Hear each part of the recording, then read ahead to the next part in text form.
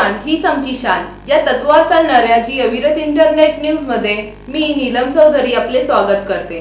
तर आता पाहू सविस्तर घडामोडी। ठाणे जिल्ह्यात 5 महिन्यात 11 माता व 220 नवजात बालकांचा मृत्यू। ठाणे जिल्ह्यात कुपोषित बालकांचा प्रश्न गेल्या अनेक वर्षांपासून गाजत आहे।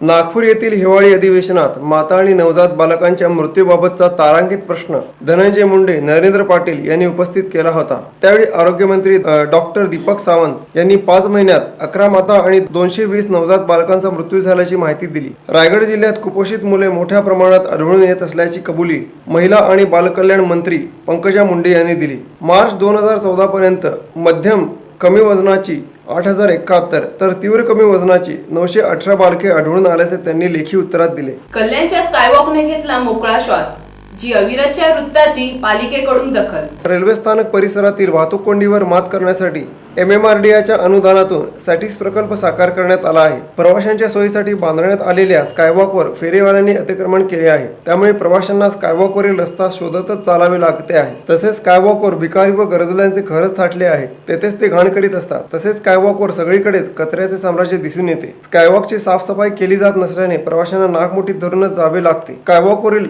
फेरीवाले व अस्वच्छता याविषयी जी अविरत न्यूज चॅनलने सातत्याने वृत्त प्रकाशित केले होते, त्या वृत्ताची दखल घेत पालिका प्रशासनाच्या अतिक्रमण विरोधी पथकाने स्कायवॉकवरील फेरीवाले हटवले। त्यामुळे स्कायवॉकने फेरीवाल्यांपासून मोकळा श्वास घेतल्याचे दिसून आले। स्कायवॉक मोकळा झाल्याने प्रवाशांनी समाधान व्यक्त केले। उशिरा का होईना पालिका प्रशासनाला जाग आली असली तरी ही मोहीम सातत्याने होईल का, असाच प्रश्न नागरिकांमध्ये उपस्थित होत आहे। भारत संचार निगमने KDMC कडे मागितली 1.25 कोटी नुकसान भरपाई। KDMC तर्फे शहरात सिमेंट कॉन्क्रीटच्या रस्त्यांची कामे सुरू आहेत। शहरात सिमेंट कॉन्क्रीटच्या रस्त्याची कामे कंत्राटदाराकडून व्यवस्थित केली जात नाहीत। JCBच्या साहाय्याने रस्त्याचे खोदकाम केल्यामुळे भूमिगत असलेल्या वीज व टेलिफोनच्या केबल तुटल्या आहेत।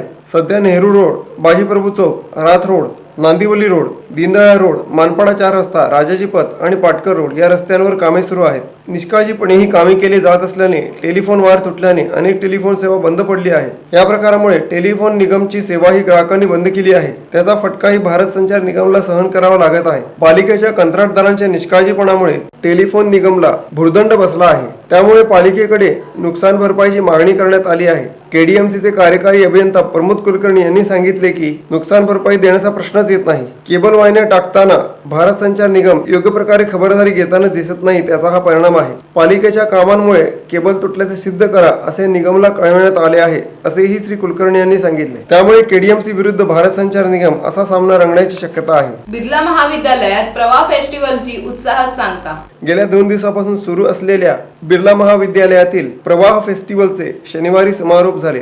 पोस्टर मेकिंग आणि प्रश्नोत्तर स्पर्धेने या फेस्टिवलची सांगता झाली।